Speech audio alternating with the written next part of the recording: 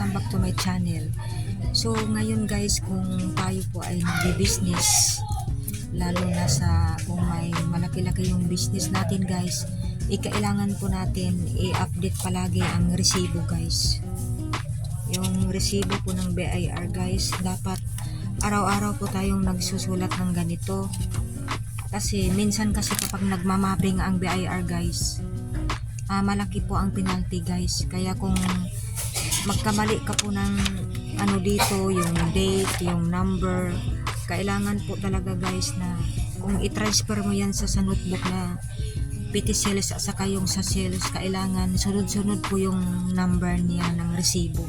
Kasi kung may mali po doon na isa guys, malaki po ang penalty. Kaya nasubukan ko na po yun guys, na mali nga lang yung ano lang ang mali ko guys, nagpipinalty na talaga ako ng 10,000 ang sinabi sa akin guys. Pero alam mo guys, umiyak ako doon sa mismong office nila guys, kasi ang pera ko 3,000 lang guys.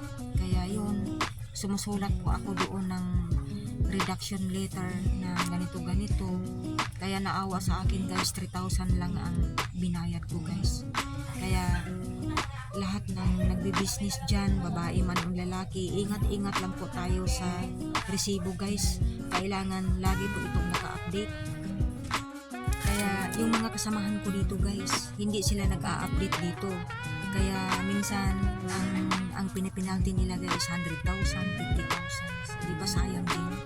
Kaya every 3 months nagre-remit ako ng income tax ko guys, quarterly.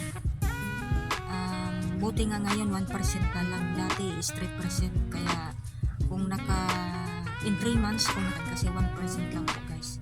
Kaya kung sino man yung nagbi-business dyan na katulad ko, please update po natin ang ating resibo para hindi tayo magpipinalty sa BIR.